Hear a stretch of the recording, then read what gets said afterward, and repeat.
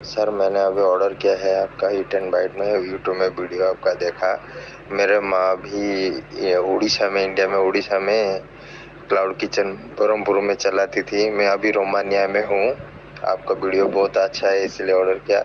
ये मेरी तरफ से आपकी माँ के लिए है, ये ऑर्डर उनको दे दीजिएगा। जब ऐसे एक वॉइस नोट के साथ आपकी शुरुआत होती है दिन की, तो ऑब्वियसली दिन बड़ा कमाल का जाता है ना। हेलो दोस्तों, क्या हाल है आपके? उम्मीद करता हूँ अच्छे ही होंगे। तो यार आज का व्लॉग हमारे लिए बहुत ज्यादा स्पेशल है क्योंकि आज फाइनली हमें जाना है अनाथ आश्रम, जहां पर हम 2 दिन पहले बात करके आए थे। एंड उनके बच्चों को आज हमारे बर्गर खाने को मिलेंगे, तो ये हमारे लिए बड़ी खुशी की बात है। एंड उसी एनर्जी के साथ, उसी प्यार के साथ हम अपने दिन की शुरुआत करते हैं। जैसे ही मैं किचन में गया आलू उबालने के लिए, मेरे पास एक ऑर्डर आया और ये हमारे मोस्ट रेगुलर कस्टमर है। तो राहुल भाई का ऑर्डर था 2 हाफ पनीर मैगी। एंड उन्होंने मैसेज करके बताया कि चीज भी डाल देना, तो हमने चीज और पनीर दोनों मिक्स कर दिए। एंड हाँ, आजकल हम ग्लास में मैगी सर्व करने लगे हैं क्योंकि जो कॉफी के ये वाले ग्लास हैं, इसमें मैगी ज्यादा देर तक गर्म रहती है और एक अच्छा भी लगता है, अट्रैक्टिव लगता है। तो मेरे को बड़ा पसंद आया।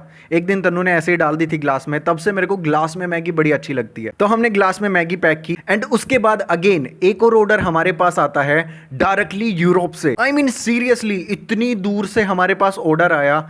एंड इस ऑर्डर में एक स्पेशल मैसेज था और ये वॉइस नोट था। ये वॉइस नोट तब आया जब मैं इन सर का कॉल पिक नहीं कर पाया क्योंकि इन्होंने हमारे वीडियोस देखे थे। एंड उसके बाद इन्होंने हमारे पास एक ऑर्डर प्लेस किया। ऑर्डर्स आ रहे थे तो मैं फोन पिक नहीं कर पाया। और आप लोग, बहुत सारे लोग कॉल करते हैं बट मैं मोस्टली टाइम पिक नहीं कर पाता क्योंकि या तो मैं किचन में बिजी होता हूं या फिर वीडियो शूट या फिर एडिट करता रहता हूं, या यूट्यूब पर कमेंट करते हैं, उनका रिप्लाई देने की मैं हमेशा ट्राई करता हूं। तो सर का वॉइस नोट अच्छा लगा मुझे। एंड इन्होंने बताया कि इनकी मदर भी एक क्लाउड किचन रन करती थी। एंड जब इन्होंने हमारी वीडियोस देखी तो ये इमोशनल हो गए। एंड इन्होंने मेरी मम्मी के लिए मैगी ऑर्डर की, बट उस टाइम पर मम्मी घर पर नहीं थी। तो मैं सर की तरफ से मम्मी को मैगी फिर कभी खिला दूंगा, लेकिन जो ऑर्डर इन्होंने प्लेस किया था, मेरे को यह था कि इस ऑर्डर को मैं सही हाथों में दूं। तो हमने वो ट्रीट दी जोमेटो राइडर को। जोमेटो वाले भाई आए एंड उनको जैसे ही मैंने ट्रीट दी और उनको बताया कि यूरोप से ये ऑर्डर है, आपको लेना ही पड़ेगा और आप इसको डिलीवर करके खुद खा सकते हैं, तो उन भाई के चेहरे पर खुशी देखने लायक थी।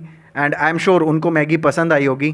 Thank you so much sir, इतनी दूर से ऑर्डर करने के लिए। एंड उसके बाद हम बाकी के ऑर्डर्स भी बनाते हैं और साथ के साथ मैं आलू बॉईल करने के लिए रख देता हूं क्योंकि आज हमारी बहुत सारी टिक्की बननी थी और हमें 4 बजे पहुंचना था अनाथ आश्रम। वहां पर बच्चे वेट कर रहे थे बर्गर्स का। तो जैसा कि अनाथ आश्रम वालों ने हमें बताया था कि 32 के अराउंड लोग हो जाएंगे, इसमें 20 बच्चे हैं और 12 का स्टाफ है उनका। तो हमें लगा कि 35 बर्गर इनफ रहेंगे एंड हम ये बर्गर लेके चलते हैं। और ये पहली बार था जब एक दिन में हम 35-40 बर्गर एक साथ बना रहे हैं। मतलब यार सीरियसली हालत खराब हो जाती है क्योंकि मैं और तनु सुबह से उसी काम के ऊपर लगे हुए थे बिना कुछ खाए पिए। बीच में बारी बारी हमने नाश्ता किया और तब तक आलू बॉईल हो चुके थे और आलू को मैश करके मैं टिक्की बनाना शुरू कर चुका था। और अनाथ आश्रम वालों ने खास बोला था कि आपके बर्गर स्पाइसी नहीं होने चाहिए, बच्चों को स्पाइसी पसंद नहीं आएगा। तो हमने ठीक वैसा ही किया और हमने रिच चीजी बर्गर बना दिए सब बच्चों के लिए, क्योंकि चीज बर्गर के अंदर उसका स्पाइसीनेस कम कर देती है। एंड बर्गर हमने खुद भी ट्राई किया ताकि हम ये पता लगा सके कि एक्चुअल में मसाले सही हैं या नहीं है, ताकि बच्चों को कोई भी प्रॉब्लम ना हो। और मैं और तनु आज बड़े एक्साइटेड थे क्योंकि ये पहली बार था जब किसी अनाथ आश्रम में हम अपने बर्गर्स लेके जा रहे हैं।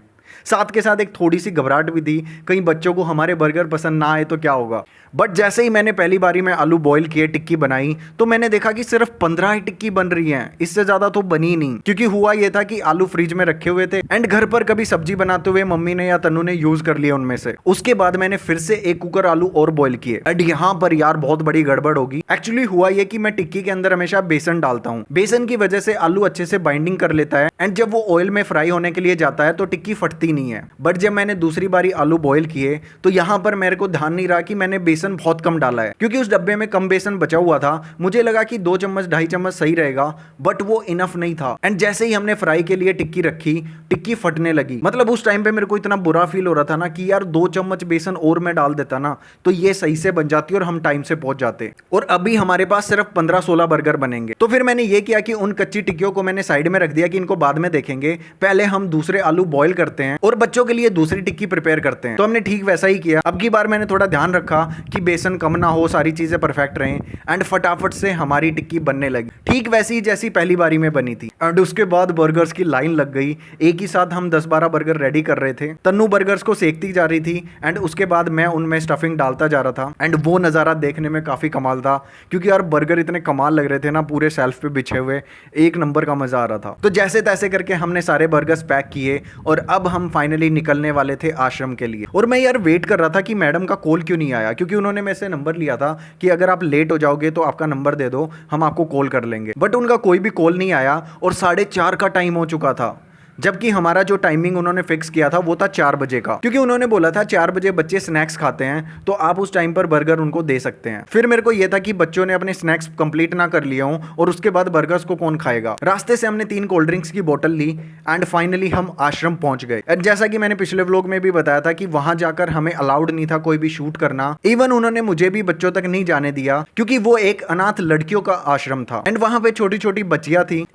एंड कुछ टीनेज की लड़कियां भी थी। तो ऐसे वो मेंस को अंदर जाने नहीं देते। उन्होंने मेरे को रिक्वेस्ट की कि आप यहाँ पर बैठो और आपकी वाइफ जाकर बच्चों को खाना खिला देगी आराम से। वैसे सच बताऊं मुझे थोड़ा बुरा भी लग रहा था, क्योंकि मैं भी उनकी खुशी देखना चाहता था। ऑल्दो हम वीडियो नहीं बना सकते, बट मैं आंखों से उनकी खुशी देखना चाहता था कि उनको बर्गर कैसा लगा, पसंद आया ना पसंद आया। बट ठीक है, रूल था तो लाइक हमें फॉलो करना ही था। एंड मैं उनके ऑफिस में बैठा और तन्नू उनके मैश में चली गई जहां पर सारे बच्चे इकट्ठे हो चुके थे। तो हुआ ये कि कुछ बच्चे सुबह सुबह जो है वो चले गए थे कहीं पे बाहर एंड वहां पर 15-16 बच्चे ही थे और हमारे पास अब बर्गर्स ज्यादा थे। तो तन्नू ने क्या किया कि सब बच्चों को 2-2 बर्गर दे दिए ताकि कोई भी बच्चा भूखा ना रहे। और तन्नू ने बताया कि बच्चों ने बड़े पेट भर के आराम से बर्गर को एंजॉय किया। एंड जब मैं गाड़ी में उसका एक्सपीरियंस सुन रहा था ना कि लाइक सीरियसली, मतलब उसने बताया कि छोटी बच्चियां थी, एक तो 3 साल की बच्ची थी जो इतनी खूबसूरत बच्ची थी एंड उसके पेरेंट्स का कोई अता पता नहीं। एंड एक बच्ची थी जो अपने पेरेंट्स को मिस कर रही थी, तो उस बच्ची के अडॉप्शन प्रोसेस के लिए उन्होंने आगे एप्लीकेशन दे रखी है। लाइक कोई भी बच्चों को अडॉप्ट करना चाहता है तो वहां जाकर उन्हें अडॉप्ट कर सकता है। एंड मुझे एक बात स्ट्रेंज लगी वहां पर, तन्नू ने बताया कि कुछ बच्चियां ऐसी थी जिनके पेरेंट्स उनको छोड़ के गए थे, मतलब खुद ही पेरेंट्स छोड़ के चले गए बच्चों को अनाथ आश्रम में और उसके बाद खुद ही लेके चले गए। और उन्होंने कहा कि बच्चों से जब हमारी फाइट हो जाती है तो हम इनको यहाँ पर छोड़ के चले जाते हैं। मतलब ये थोड़ा मुझे अजीब लगा, मतलब मेरे को समझ में नहीं आया कि ये क्या चीज़ है। मतलब ऐसे बच्चों को कौन अनाथ आश्रम में छोड़ता है। एंड सीरियसली कुछ बच्चियां तो ऐसी थी लाइक जिनके पेरेंट्स ने दूसरी शादी कर ली, लाइक एक पेरेंट की डेथ हो गई हो तो दूसरे पेरेंट ने शादी कर ली एंड वहाँ पर जो उनके स्टेप डैड या स्टेप मोम है वो उनको रखना नहीं चाहते, इसलिए वो बच्चे अनाथ आश्रम में थे। जब मैं ये सारी चीज़ें सुन रहा था तो मुझे बहुत ही ज़्यादा बुरा लग रहा था। मतलब क्या ही बोले इस चीज़ के बारे में। इट जस्ट हम इन बच्चों की जितनी ज़्यादा हेल्प कर सकते थे हम उतनी हेल्प कर रहे हैं। एंड आगे भी मेरे को फील हुआ कि हमें इन बच्चों की ज़रूर हेल्प करनी चाहिए, क्योंकि जिस तरीके से तन्नू बता रही थी इतने छोटे छोटे बच्चे हैं, उनको देखकर लाइक आप बहुत ज़्यादा इमोशनल हो जाओगे। एंड शायद मैं वहाँ पर अपने आप को कंट्रोल ना कर पाता। अच्छा हुआ तन्नू चली गई, क्योंकि यार इतने छोटे बच्चों को कोई कैसे छोड़ सकता है अनाथ आश्रम में। कई बच्चियां तो ऐसी थी जिनके पेरेंट्स ने उनको बिल्कुल बचपन में ही छोड़ दिया था, लाइक पैदा होते ही, कि ये एक लड़की है तो इसको छोड़ देते हैं अनाथ आश्रम में। लाइक सीरियसली ऐसा कौन करता है यार। एंड एक बात तन्नू को उन बच्चों की बहुत ही ज्यादा अच्छी लगी, वो था उनके मैनर्स। लाइक वो बच्चे बर्गर लेने के बाद थैंक यू बोल रहे थे, सारी चीजें बड़ी आराम से कर रहे थे। इवन उन्होंने कोई जिद भी नहीं की दूसरा बर्गर लेने की। जब उनके पास जाके उनसे पूछा कि आपको दूसरा बर्गर खाना है, तब जाके उनकी प्लेट में रखा गया और उन्होंने कुछ नहीं बोला। लाइक इतने सिंपल स्वीट बच्चे थे वहां पर जिसकी कोई हद नहीं। एंड इन बच्चों को देखकर फील होता है कि यार जिनके लाइफ में पेरेंट्स हैं वो कितने ज्यादा लकी हैं। एंड अनाथ आश्रम वालों ने तन्नू को ये भी बताया कि हम इन बच्चों की परमिशन लेते हैं कि आपको किसी पेरेंट्स के पास अडॉप्शन के लिए जाना है या फिर नहीं जाना। अगर वो बच्चे बोलते हैं कि मुझे एक फैमिली चाहिए तो ही वो उसके अडॉप्शन की रिक्वेस्ट प्रोसेस करते हैं, वरना वो उनको अनाथ आश्रम में ही रखते हैं और बड़े प्यार से रखते हैं। उनकी स्टडीज का ध्यान रखते हैं, उनके खाने पीने का ध्यान रखते हैं, हर एक चीज का उनका ध्यान रखा जाता है। और आज हमने जितना भी खाना हम लेके गए थे उन बच्चों के लिए छोड़ आए। अनाथ आश्रम वाले बोल भी रहे थे कि जो खाना आपका बच गया वापस ले जा सकते हो, किसी और अनाथ आश्रम में दे सकते हो। तो तन्नू ने बोला नहीं, हम इन बच्चों के लिए खाना लेके आए थे, हम इन्हीं को देंगे अभी के लिए, और दूसरे अनाथ आश्रम में हम फिर कभी जाएंगे तो वहाँ पर डोनेट कर देंगे। बट ये जितनी भी कोल्ड ड्रिंक्स हैं या जितने भी बर्गर बचे हुए हैं बच्चों को बाद में आप दे देना जितनी कोल्ड ड्रिंक्स हैं, सो दैट ये बाद में भी थोड़ा एंजॉय कर पाए उस चीज़ को। और ये मोमेंट हमारी लाइफ में आया है सिर्फ आप लोगों की वजह से, क्योंकि कुछ डोनेशंस आप लोगों की तरफ से आई थी कि बच्चों को बर्गर पिज़्ज़ा खिला देना, एंड कुछ हमारी तरफ से थी। पिज़्ज़ा हम इसलिए नहीं लेके गए, वहाँ तक जाते जाते बहुत टाइम लग जाता है और पिज़्ज़ा हार्ड या सोगी हो जाता है, तो हमें लगा कि बर्गर सही ऑप्शन है, बच्चे आराम से खा भी सकते हैं। तो पिज़्ज़ा पार्टी फिर कभी करेंगे बच्चों के साथ किसी और अनाथ आश्रम में, बट अभी हमने इन्हीं बच्चों का पेट भरा और हमें दिल से बहुत ही ज़्यादा अच्छा लगा।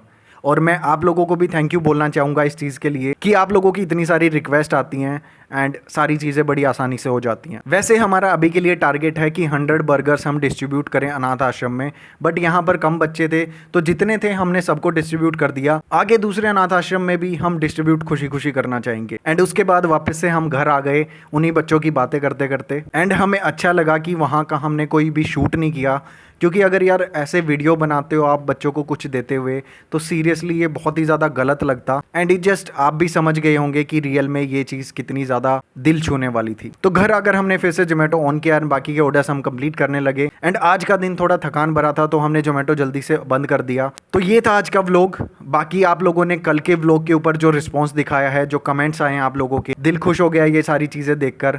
उम्मीद करता हूँ ये व्लॉग भी आप लोगों को पसंद आएगा। अगर पसंद आया तो जल्दी से एक लाइक एंड शेयर कर देना और अपने प्यारे प्यारे कमेंट्स ज़रूर लिखना, हम रिप्लाई करने का ज़रूर कोशिश करेंगे। और अगर आप हमारी क्लाउड किचन जर्नी में साथ देना चाहते हैं, इस चैनल के ऊपर नए हैं तो चैनल को ज़रूर सब्सक्राइब कीजिएगा। थैंक यू सो मच, मिलते हैं कल के व्लॉग में। Bye bye.